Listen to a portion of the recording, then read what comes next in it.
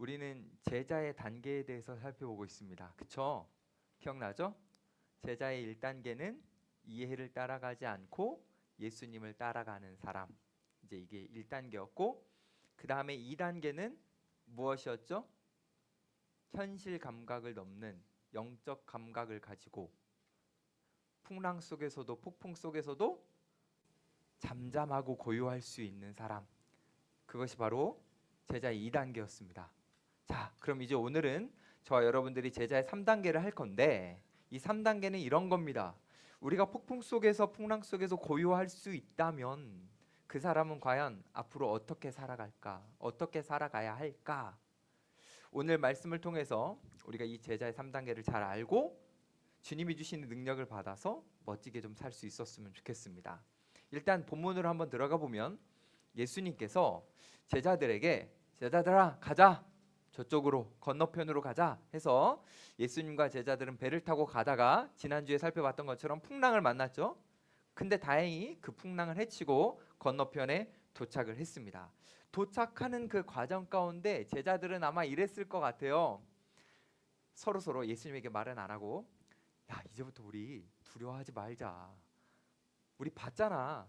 풍랑 속에서도 괜찮은 거. 예수님이 두려워하지 말자고 했으니까 우리 정말 이제 앞으로 두려워하지 말자. 막 서로 용기를 주면서 막 으쌰으쌰 했을 것 같아요. 그런 딱 기대와 앞으로를 향한 그런 소망을 딱 담고 배에서 딱 내리자마자 갑자기 두려워하지 말자라고 했던 그 제자들의 말이 금방 사라질 만큼 두려운 존재를 만나게 됩니다. 그 존재가 어떤 존재죠? 귀신 들린 사람이었죠.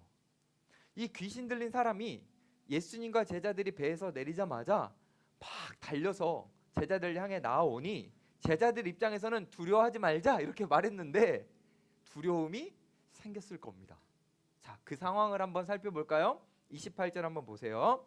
또 예수께서 건너편 가다라 지방에 가시며 귀신 들린 자 둘이 무덤 사이에서 나와 예수를 만나니 그들은 몹시 사나워 아무도 그 길로 지나갈 수 없을 지경이더라. 여러분, 이런 사람을 제자들이 만났다면 놀랬겠어요? 안 놀랐겠어요? 놀라죠. 많이 놀랐을 겁니다. 왜냐하면 지금 이 귀신 들린 두 사람의 행색이 너무나 충격적이었기 때문입니다. 동행 본문을 다루고 있는 다른 성경을 보면 이 사람들은 옷을 입지 않고 살았습니다. 여러분, 갑자기 막 옷을 입지 않고 씻지도 않았던 어떤 사람들이 막 머리도 풀어헤친 사람들이 막 소리 지르면서 제자들 향해서 달려 나오면 어떻겠어요? 제자들은 몹시 당황했을 겁니다. 근데 왜 이 사람들은 옷을 안 입고 살았을까? 여러분, 일반적으로 사람이라면 옷을 안 입으면 수치스러움과 부끄러움을 느끼는 거 아닙니까? 근데 이들은 그 기본적인 수치, 그 기본적인 부끄러움도 없었던 사람들인 거죠. 왜 이렇게 되었을까요? 네, 여러분들이 추측하듯이 귀신 들려서 그 귀신의 지배를 받아서 기본적인 인간성도 다 파괴되었기 때문입니다. 그래서 이들은 수치도 모른 채 벌거벗고 살았죠. 근데 이들이 그냥 단순히 벌거벗고만 사는 것이 아니라 이들은 막 이상한 말도 하고 그리고 막 사람들이 오면 괴롭히고, 그러니까 이 지금 이곳에 다른 사람들은 가지를 못할 정도로 이 사람들은 난폭하게 살았어요. 그러니까 옷도 안 입었지, 소리도 이상하게 내지, 행동도 이상하지. 그냥 멀리서 봤을 때는 사람 같지가 않고 마치 짐승처럼 살아가던 존재입니다. 왜 이랬다고요? 귀신 들렸기 때문에, 귀신에 완전히 지배되었기 때문에. 근데 끔찍한 건 뭐냐면 이런 귀신이 예수님 시대에만 활동하는 것이 아니라 지금 우리가 살아가고 있는 이 과학이 발전한 이 시대에도 귀신은 분명히 존재하고 우리에게 영향을 주기 위해서 활동을 합니다. 지금도 귀신은 우리를 장악하고 우리에게 영향을 주기 위해서 막 분주하게 하고 있을 거예요.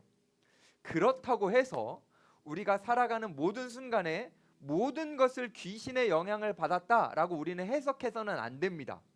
뭐 예를 들면 이럴 수 있어요. 제가 설교를 하고 있는데 저기 어떤 청년이 존 거예요. 졸다가 딱 눈을 떴어. 그러다가 이렇게 말하는 거예요. 아, 오늘따라 귀신이 나에게 많이 공격하네. 여러분, 이러면 귀신 입장에서는 억울할 수 있어요. 안 했을 수도 있거든. 여러분, 이거는 귀신의 역사가 아니라 뭘까요? 피곤한 거지. 이런 거는 뭐 귀신 역사로 이렇게 생각할 필요 없고 충분히 자고 오면 되는 거 아닙니까? 아니면 저에게 문제가 있을 수도 있죠. 제가 설교를 잘 못해서 뭐 여러 가지 원인이 있을 수도 있지만 귀신 역사가 아닐 수 있는 겁니다. 자, 그런데 그렇다고 해서 진짜 우리가 삶을 살아갈 때 모든 것을 우리의 이성으로, 그냥 우리의 동기로, 우리의 노력으로만 다 판단할 수도 없어요. 확실한 것은 여전히 귀신이 우리가 살아가는 이 세계를 장악하고 싶어하고 영향을 주고 있기 때문입니다. 자, 그래서 우리는 이걸 살펴봐야 돼요. 귀신에 지배받으면 어떤 현상이 일어나는가? 귀신은 우리를 어떻게 지배하려고 하는가? 이걸 살펴보고 확인해서 우리가 귀신의 영향을 받지 않을 수 있도록 해야 되는 겁니다. 여러분, 혹시 귀신 보셨던 분? 본 분 있습니까? 저도 못 봤어요. 잘 안 보이죠? 근데 귀신의 특성을 좀 아십니까? 첫 번째 귀신의 특징은 폭력적입니다. 귀신은 폭력적이어서 죽이고 파괴하는 것을 좋아합니다. 그래서 귀신의 강하게 지배를 받으면 그 사람은 난폭하게 되고 폭력적이 되어서 스스로의 몸과 마음과 삶을 파괴합니다. 해합니다. 이게 바로 귀신의 특징이에요. 근데 심각한 건 뭐냐면 이 귀신이 어떤 사람에게 영향을 줄 때 이렇게 장악하게 되면 귀신의 힘이 생각보다 너무나 강력해서 귀신 들린 사람들을 옆에 있는 사람들이 도와주기가 어렵습니다. 왜냐하면 귀신의 힘이 되게 세서 그래요. 오늘 본문에 나온 이 귀신 들린 사람들도 주변에 있는 사람들이 도와주고 싶었어요. 너무 짐승처럼 살아가니까 쇠사슬을 묶어서라도 몸을 좀 통제하고 제어해 주려고 노력했었어요. 근데 안 됩니다. 왜냐하면 우리 일반적인 사람들은 쇠사슬을 못 끊지만 귀신의 힘을 받으면 그 힘이 너무 강력해서 쇠사슬을 끊어버리기 때문입니다. 그러니까 귀신 들린 사람을 옆에 있는 자들은 도와주고 싶어도 도와줄 방법이 없어요. 이게 그냥 인간이 갖고 있는 연약함입니다. 그러면 귀신 들린 사람을 볼 때 옆에 있는 사람들은 어떻게 하게 될까요? 처음에는 도와주고 싶었지만 못 도와주니까 피하게 되죠. 왜요? 나에게 해를 주고 나를 괴롭게 하고 나를 힘들게 할까 봐. 그러니까 귀신 들린 사람이 있다 그러면 일반적으로 다른 사람들은 뭐야 도망가야겠다 이렇게 피하는 것이 그냥 당연한 겁니다. 자연스러운 거예요. 자, 그런데 우리 예수님은 피하지 않으시고 이 귀신 들린 사람을 향해서 예수님이 당당하게 걸어가십니다. 왜 가실까요?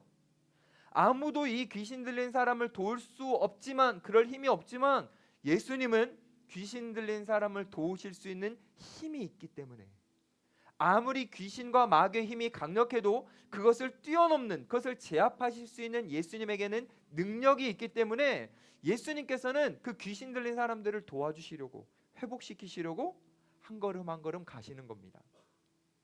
한 가지 생각해 보면 지금 예수님은 제자들이 무리 속에 있을 때, 무리가 막 환호하고 예수님 좋아요 이럴 때, 야 제자들아 가자, 이건 별로다 이러면서 배를 타고 막 가다가 풍랑을 만났잖아요.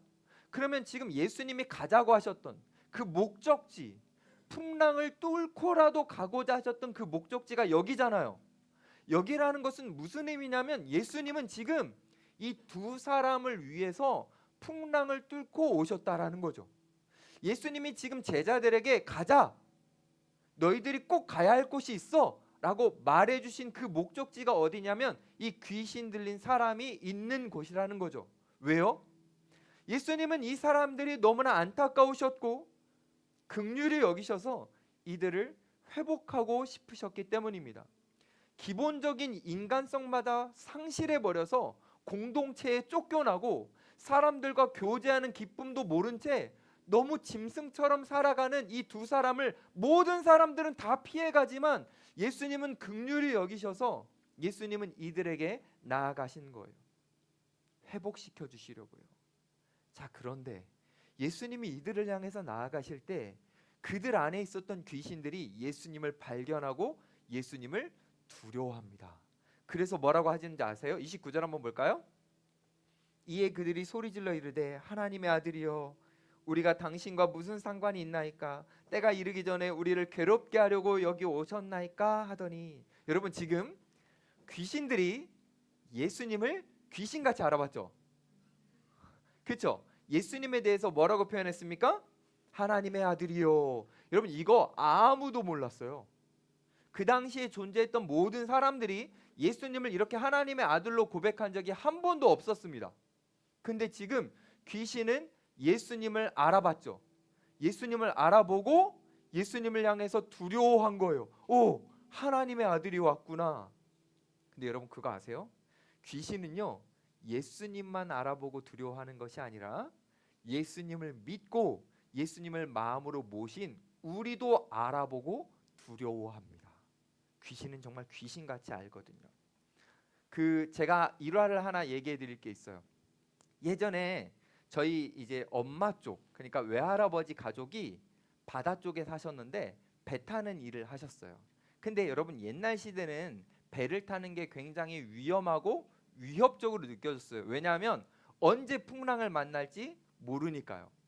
그래서 옛날에 저희 이제 외할아버지 쪽은 어떻게 했냐면 배 타고 이제 물고기 잡으러 나가기 전에 무당 불러서 굿하는 것을 많이 했었어요. 근데 그때가 어느 시기였냐면 저희 엄마가 초등학교 저학년 시기였습니다. 초등학교 저학년 시기. 그리고 그 집안에서 유일하게 교회를 다니고 있던 시기였습니다. 그러던 어느 날 이제 물러서 굿을 하는데 저희 엄마가 꼬맹이 때죠. 어린이 때 그냥 아무 생각 없이 가다가 굿하는 그 현장에 가게 된 거예요. 근데 갑자기 그 무당이 못하는 거예요. 못하고 지금 나보다 더 큰 신이 저 아이에게 있으니 저 아이가 여기 있으면 굿이 안 된다. 가게 해야 된다. 이렇게 하면서 못했어요.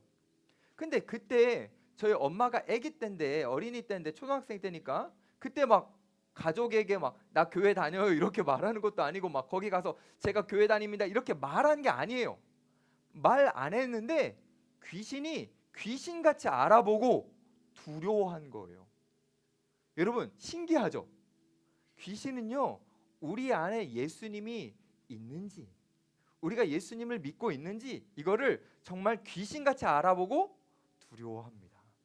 근데요 귀신이 이것만 아는 게 아니에요. 귀신은 무엇도 아냐면요 우리가 예수님을 믿지만 예수님과 관계가 멀어져 가지고 소원해져 가지고 예수님과의 관계 사이에 틈이 생기면 이것도 귀신같이 알아요. 그래서요 예수님과 우리가 멀어지잖아요. 그러면 그 틈 안에 귀신이 들어와서 두려워하지 않습니다. 그러면 들어와서 우리를 장악하려고 하고 우리를 지배하려고 하고 우리에게 그 악한 영향을 주려고 합니다. 여러분 귀신은요 정말 귀신같이 알아요. 우리가 지금 어떤 상태에 있는지. 그런데 귀신은 예수님도 알고 그리고 우리만 아는 것이 아니라요 귀신은요 자신들에 대해서도 알아요. 자신들의 미래에 대해서도 압니다. 그래서 여러분 29절에 보면 예수님을 향해서 자기들의 때가 되지도 않았는데 왜 먼저 와서 괴롭히냐 이런 식으로 말하죠. 그렇죠? 그러니까 귀신들은 자기의 때에 대해서 알고 있는 거예요. 그러면 이 귀신들이 알고 있던 때란 무엇이냐면 귀신들의 마지막 때를 의미합니다. 이 마지막 때는 뭐냐면 예수님께서 십자가에서 죽으시고 부활하셔서 귀신의 세력을 제압하시는 그때 그리고 예수님이 이제 재림으로 다시 오셔서 귀신의 세력을 완전히 멸하시는 그때를 이 귀신들이 아는 거예요. 이런 의미입니다. 아니 예수님 그때가 아직 되지도 않았는데 왜 벌써부터 우리에게 이러십니까? 귀신들이 지금 그렇게 말하는 거죠.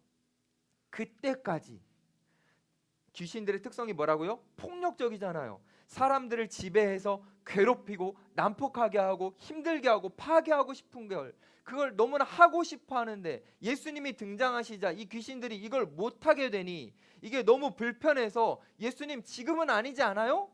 라고 말을 하는 것이 오늘의 본문입니다.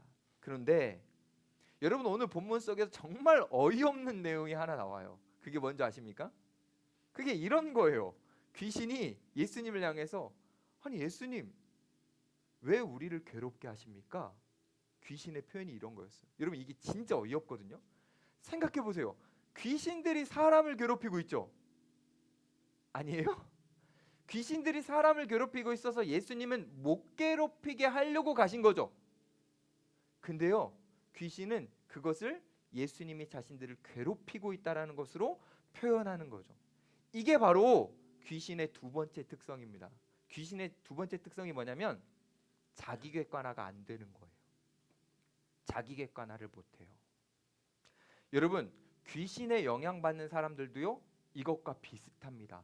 자기 객관화를 못해요. 지금 나에게 뭐가 필요하고, 지금 나에게는 어떻게 하고 어떤 일이 일어나고 있고, 지금 내가 얼마나 끔찍한 일을 하고 있는지를 몰라요. 그게 바로 귀신의 두 번째 특성인 거죠.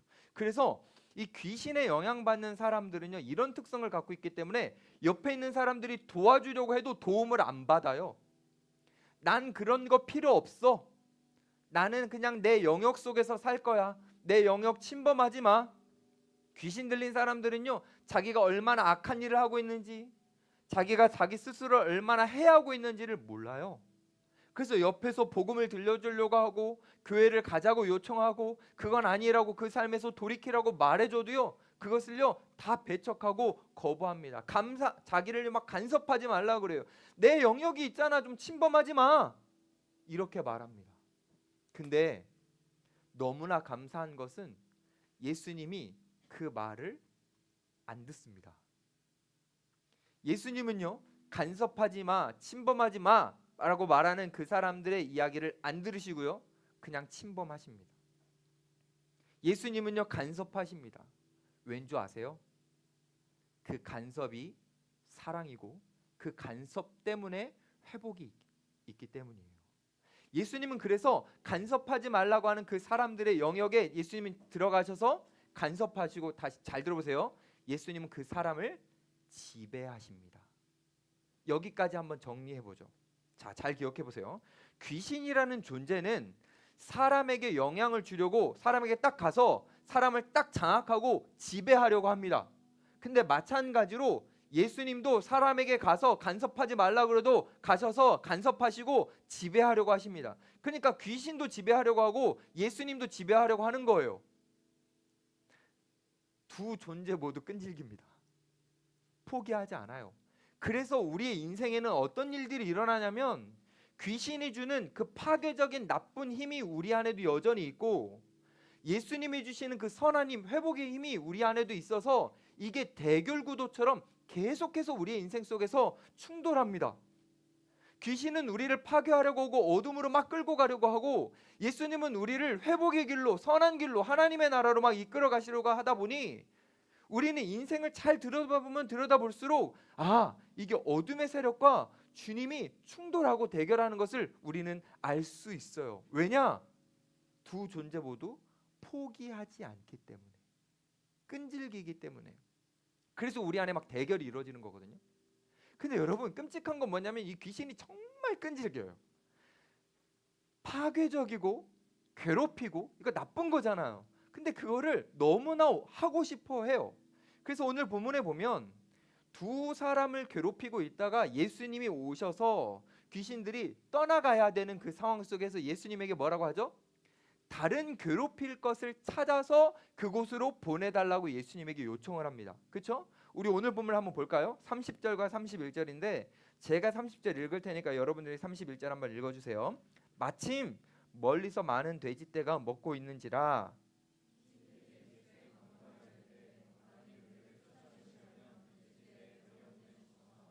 네, 지금 돼지떼에다 들여보내달라고 요청했죠, 귀신들이. 그럼 예수님이 싫어?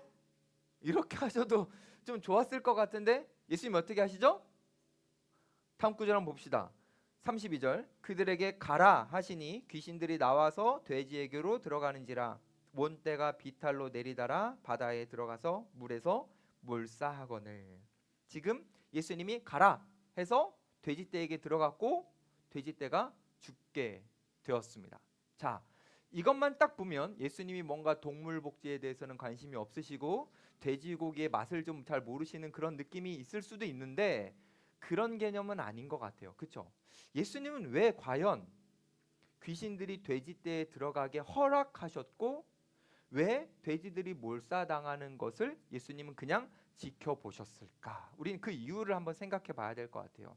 그러기 위해서는 구약부터 한번 시작해 봐야 되는데 구약에 보면 하나님께서 유대인들에게 정결한 동물과 부정한 동물을 구분해 주십니다. 근데 이 돼지는 부정한 동물이에요. 그래서 유대인들은 어떤 사고를 갖고 있냐면 돼지는 부정한 동물이니까 돼지는 먹지도 않고 그 맛있는 걸, 그렇죠? 먹지도 않고 기르지도 않고 가까이 하지도 않습니다. 유대인들의 사고는 그래요. 자, 그런데 로마는 달랐습니다. 로마는 돼지를 아주 유용하게 여겼어요. 그래서 돼지를 많이 길렀습니다.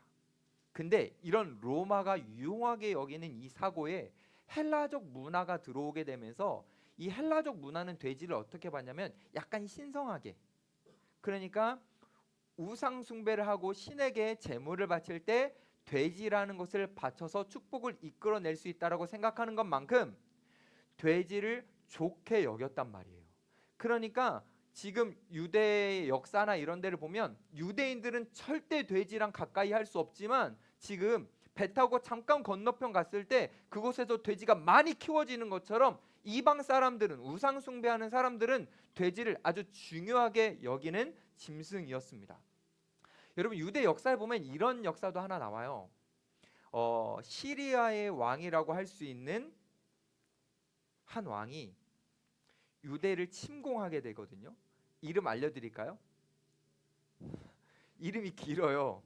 제가 이거 외워왔거든요. 근데 여러분들 얼굴을 보니까 갑자기 까먹었어. 그래서 제가 다 봐야 될 것 같아요. 오케이. 안티오쿠스 에피파네스, 이런 사람이 이제 침공을 해가지고 성전을 무너뜨리거든요. 예루살렘 성전. 성전은 유대인들에게 생명과 같은 건데 그걸 무너뜨리고 어떻게 하냐면 거기에다가 제우스 신에게 바친다라고 하면서 돼지를 잡아요. 돼지로 제사를 드려요. 이게 두 가지 의미가 있어요. 첫 번째는 유대인들을 모욕하는 거예요. 부정하게 여기는 그 동물을 성전에서 제사 드림으로써 유대인들을 모욕하는 거고, 두 번째는 모욕만이 아니라 어떤 의미가 있는 거냐면 그들은 진짜 돼지로 섬겼어요. 그러니까 신성하게 조금 여기는 이 돼지를 생각하는 이 문화, 그들이 생각하는 가치를 여전히 자기들만의 세계로 갇혀 있는 이 유대인들에게 전파하기 위해서 그 의도를 가지고 돼지를 성전에서 잡았던 겁니다. 자, 무슨 말을 한 거냐면 지금 돼지는 우상 숭배하는데 사용됐다라는 거예요. 그러니까 예수님이 지금 제자들과 함께 이 가다라 지역에 가셔가지고 돼지가 많이 키워져 있는 것을 보는 것은 얘네는 그냥 돼지를 많이 키우는 거구나, 이런 느낌이 아니라 지금 그 지역은 뭐가 많다라는 거냐면 우상 숭배가 가득한 지역이다라는 것을 보여주는 거예요. 근데 그 돼지로 보여질 수 있는 우상 숭배 문화가 예수님의 등장 그리고 예수님의 가라 한마디 앞에 돼지들이 물에 몰사람을 통해서 이제 그 땅에 지배되고 있는 우상 숭배의 문화와 귀신의 역사가 예수님의 등장으로 다 몰락하고 사라지게 된다라는 것을 예수님은 그림으로 보여주시는 거예요. 그 당시의 문화가 귀신 문화고 우상 숭배 문화인데 예수님이 그곳에 딱 나타나심으로 말미암아 마귀가 지배하는 그 폭력적이고 파괴적인 시대가 저물고 예수님이 통치하시는 선하고 아름다운 하나님의 나라가 여기에도 회복된다라는 것을 이 돼지가 몰살하는 그림을 통해서 우리에게 보여주시는 겁니다. 자, 지금 연속으로 예수님 뭘 보여주시는 줄 아세요? 이런 겁니다. 예수님은 지금 제자들에게 너희들 나 따라와 라고 하면서 바닥 속에서는 뭘 보여주셨냐면 예수님은 풍랑이라는 모든 만물을 다스리시는 분 보여지는, 근데 이번에는 딱 땅에 도착하자마자 귀신을 제압하시면서 보여지는 만물이 아닌 영적 세계도 다스리시는 분, 그래서 그분이 이 땅에 임할 때 하나님의 나라가 그분의 능력과 함께 이루어진다라는 것을 실물로 제자들에게 보여주시는 거예요. 실물로 하나님의 나라가 임했다라는 거, 그걸 보여주는 거죠. 이 놀랍고 영광스러운 이 귀한 일이 지금 이루어지는데 제자들도 잘 몰랐겠지만 예수님이 어떤 분이신지를 모르는 이 동네 사람들은 전혀 이 상황이 지금 이해가 되지 않아요. 지금 돼지 치던 사람들이 갑자기 돼지가 죽었으니, 돼지 치던 사람들은 어떤 사람들이냐면 그냥 고용당해가지고 돼지를 관리해주는 사람들이고, 소유주들은 동네에 있으니까 그들에게 가서 막 달려가가지고 알려주는 거예요. 큰일 났습니다. 당신들의 돼지가 다 죽었어요. 왜냐하면 어떤 사람이 왔기 때문이에요. 그래서 이 동네 사람들이 막 와가지고 예수님이 행한 그 일의 현장 중심으로 딱 와서 보게 되는 거예요. 딱 와서 봤더니 두 가지가 보여요. 첫 번째는 뭐냐면 자기들이 정말 아끼는 돈, 자신들의 재산, 소유인 그 돼지들이 물에 둥둥 떠다니는 사체로 있는 거예요. 이게 첫 번째로 보여요. 근데 두 번째로는 뭐가 보이냐면 그동안 그 동네 사람들이 제어하지 못했던 귀신 들렸던 그 난폭한 두 사람이 갑자기 옷도 안 입고 있었던 그 사람이 옷을 입고 정갈하게 예수님 앞에 딱 앉아 있는 거예요. 이게 보여요. 그러면 여러분이 이 두 가지의 상황을 보고 있다면 여러분들이 동네 사람이라면 어떻게 반응해야 됩니까? 와, 진짜 감사하다. 우리가 도와주고 싶었는데 도울 수 없었던 이 두 사람이 회복되었구나. 진짜 너무 감사한 일이다. 이렇게 해야 되는 거 당연한 거 아닙니까? 근데 이렇게 하지 않습니다. 어떻게 할까요? 34절 한번 보세요. 온 시내가 예수를 만나려고 나가서 보고 그 지방에서 떠나시기를 간구하더라. 이 사람들은 지금 어떻게 합니까? 예수님에게 떠나달라고 요청을 합니다. 왜 그랬을까요? 왜 떠나달라고 하는 겁니까? 자신들의 손해가 너무 뼈아팠기 때문입니다. 자신들의 재산이 사라진 게 너무 불편했기 때문입니다. 그들의 눈에는 비참하게 살다가 회복된 두 사람은 들어오지 않아요. 그저 자신들의 경제적 손해, 둥둥 떠다니는 그 돼지들만 보이는 겁니다. 그러니까 그게 너무 불편하니까 예수님에게 떠나달라고 하는 거죠. 그들에게 중요한 건 옆에 있는 사람이 아니라 내 돈이거든요. 내 경제력, 내 소유, 이게 사람보다 더 중요해서 예수님을 떠나달라고 한 겁니다. 근데 여러분, 이런 끔찍한 일이 예수님 시대에만 있습니까? 아니요. 우리가 살아가는 우리 시대는 비슷한 것을 넘어서서 더 심한 것 같기도 해요. 이 얼마라는 돈 때문에 다른 사람의 생명을 정말 하찮게 여기고, 내가 어떤 물질을 더 갖기 위해 다른 사람의 인생을 도구처럼 활용하고 생명을 존귀히 여기지 않고 여전히 내 소유, 내가 취해야 될 성공, 성취, 여기에만 몰입하면서 다른 사람들이 귀신에 제압당해서 비참하게 살아가도 아랑곳하지 않고 여전히 나 중심으로만 살아가는 그 모습이 우리의 시대에도 너무나 많은 거 아닙니까? 이게 어쩌면 귀신이 갖고 있었던 첫 번째 특성, 폭력성과 뭐가 다릅니까? 자기를 해치고 다른 사람을 해치는 그 폭력성이 정말 사람들을 해하는 그걸로만 나오는 것이 아니라 이 자본주의 안에서 살아가고 있는 우리들이 우리 안에 감추어진 폭력성이 너무 강해서 다른 사람들이 다치고 상하고 깨지고 죽어가는 것을 상관하지도 않고 아파하지도 않고 여전히 돈, 내 목적 이러면서 살아가는 게 크게 다를 바가 없는 거죠. 그래서 이런 관점으로 이 본문을 다시 한번 묵상해 보면 귀신 들린 사람은 지금 무덤 사이에서 막 비명 지르면서 살아가는 이 두 사람뿐만이 아니라 예수님을 만났음에도 떠나가라고 말하는 이 동네 사람들도 귀신 들린 거죠. 귀신의 영향을 받아 살아가고 있는 겁니다. 여기서 하나만 더 생각해 봅시다. 이 동네 사람들 원래부터 이렇게 살았을까? 저는 그러지 않았을 거라고 봐요. 사람이 태어나면서부터 돈 거립니까? 안 그러죠. 근데 점점점 시간이 지나면서 돈이 중요하네, 나에게는 돈이 필요하네, 돈 거리다 보니 점점점 귀신이 이 땅에 심어놓은 그 악한 가치관이 우리 안에 흡수되면서 점점 비인간화가 되는 겁니다. 사랑하는 여러분, 우리도 그럴 수 있어요. 우리도 비인간화가 될 수 있습니다. 어느새 우리도 인간성을 상실할 수 있습니다. 왜냐하면 우리가 이 땅을 그냥 막 살아가거든요. 근데 여러분 그거 아십니까? 이 땅은요, 귀신이요 함정을 엄청 팔았고요, 이 땅에요 그 하나님 나라가 아닌 세상의 악한 가치관을 엄청 흩뿌려 놨어요.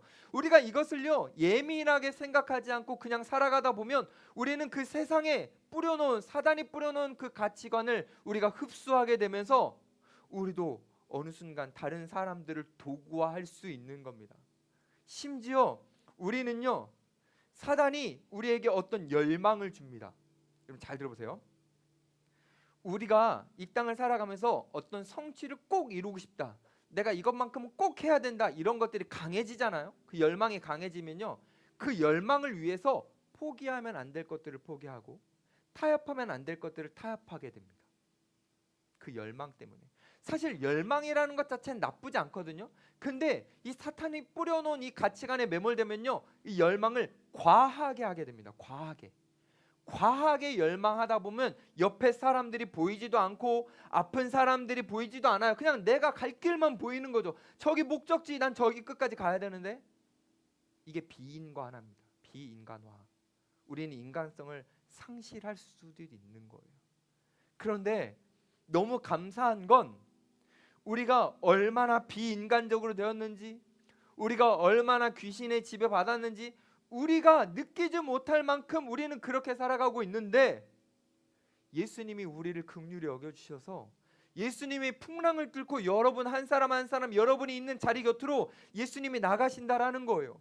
그 당시에 이 귀신 들린 두 사람, 광인은 동네 사람들 누구도 아무도 관심 갖지 않았는데 예수님이 관심 가져주시면서 이 두 사람을 향해 풍랑을 뚫고 제자들을 향해 제자들과 함께 가셨던 것처럼, 우리가 비인간화가 되어가지고 이 땅을 살아갈 때에 주님은 그것을 긍휼히 여기시면서 우리 곁으로 오시는 거죠. 왜 오시는 겁니까? 이런 의미예요. 내가 너를 반드시 구원하겠다.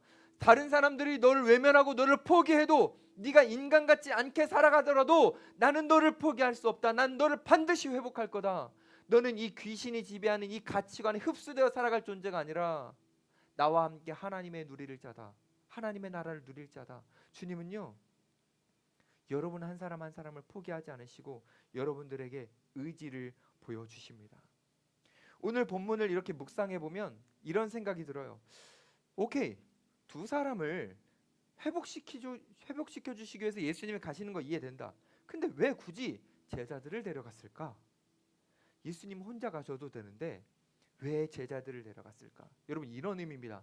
제자들이 예수님을 따라다니면서 예수님이 지금 일부러 보여주시는 거예요. 야, 제자들아 잘 봐라. 내가 어디에 관심 있는지, 내가 어디에다가 능력을 쓰는지 잘 봐라.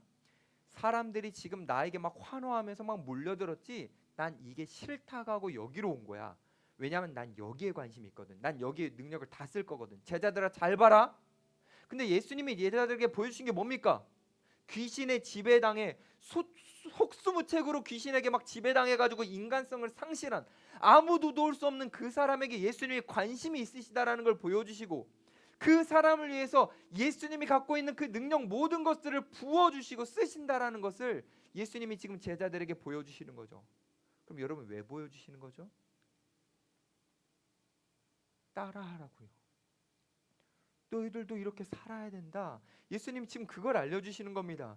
예수님의 능력을 위임받는 제자들이 예수님처럼 그 귀신에 지배당하고 있는 사람들을 그냥 넘기지 않고 긍휼히 여겨주고 그들에게 찾아가서 그들을 회복시켜 주는데 너희들의 온 힘을 다 써라. 예수님이 지금 따라하라고 보여주시는 겁니다. 예수님은 지금 제자들에게 이렇게 말씀하시는 거예요. 제자들아, 이제까지 이제 잘 정리해봐. 너희들 풍랑과 싸울 존재가 아니야. 너희들 앞으로 풍랑과 싸우지 마. 너희들은 풍랑과 싸울 존재가 아니라 풍랑 앞에서는 그냥 잠잠할 존재야. 거기에선 그냥 너희들이 잠잠해 있으면 돼. 그 대신 너희들은 이거랑 싸워야 돼. 사람들을 붙잡고 뒤흔들고 있는 귀신의 세력과 너희들은 싸워야 돼. 그러니 풍랑 앞에서는 잠잠하고 불쌍한 사람들 앞엔 나아가서 당당해라.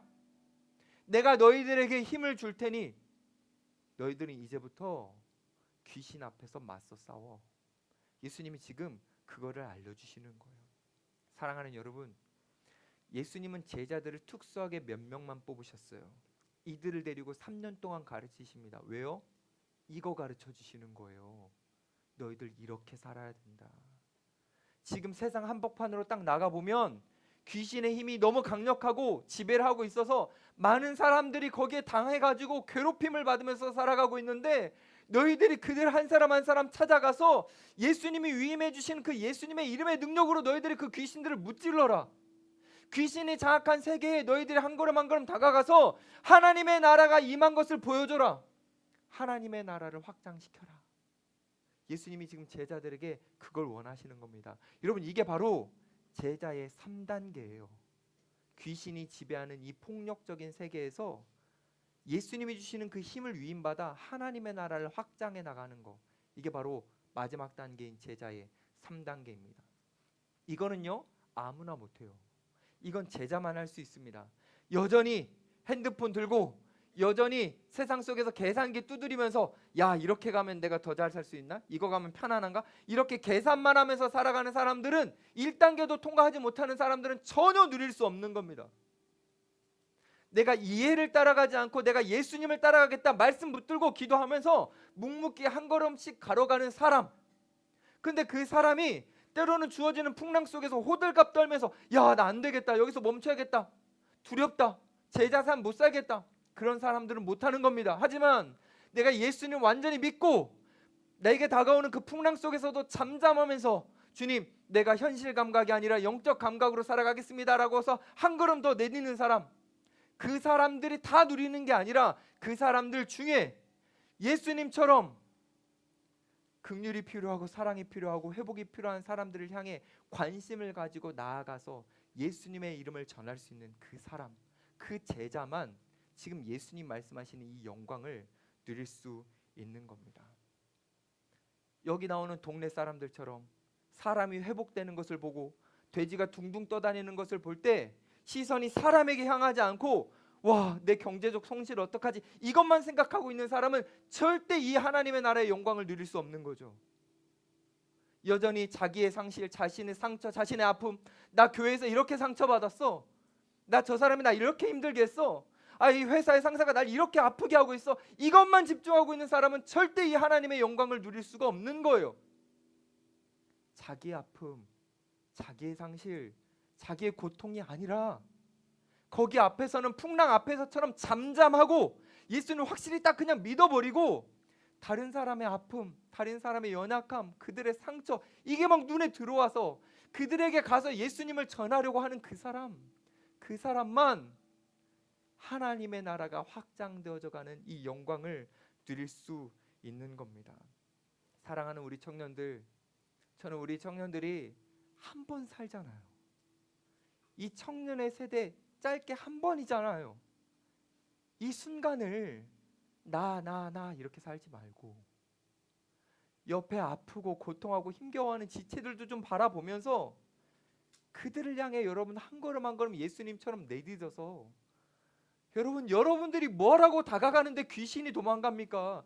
우리가 뭐라고 다가가서 예수님을 전하는데 하나님 나라가 확장됩니까? 이건 말이 안 되는 건데, 그 말이 안 되는 것을 이루어 주시는 그 하나님의 영광을 경험해 봤으면 좋겠습니다. 이 세상의 성취보다, 여러분들이 이 세상에서 잘 나가는 것보다 훨씬 더 행복한 하나님의 나라가 여러분들을 통해 확장되는 것, 그걸 여러분들이 꼭 경험해 봤으면 좋겠습니다. 너무 안타깝게도 이 시대의 청년들은 그렇게 살지 않아요. 귀신에 매어 삽니다. 근데 그걸 몰라요. 내가 얼마나 매어 있는지를 몰라요.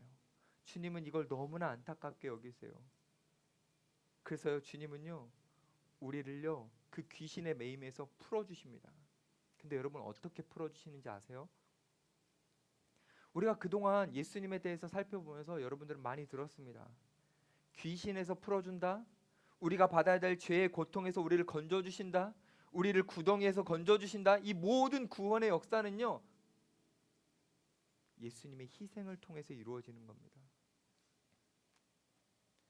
그냥 귀신 떠나가라, 예수님의 단 한 번의 말씀으로 세상도 창조하시고 귀신도 사람에게서 떠나가게 하실 수 있는 그 예수님도요, 우리 같은 죄인들을요, 이 귀신에 매여 있는 사람들을 그 어둠의 자리에서 건져내시려면 말 한마디로 되시는 것이 아니라 우리와 자리를 바꾸심으로 하시는 거예요.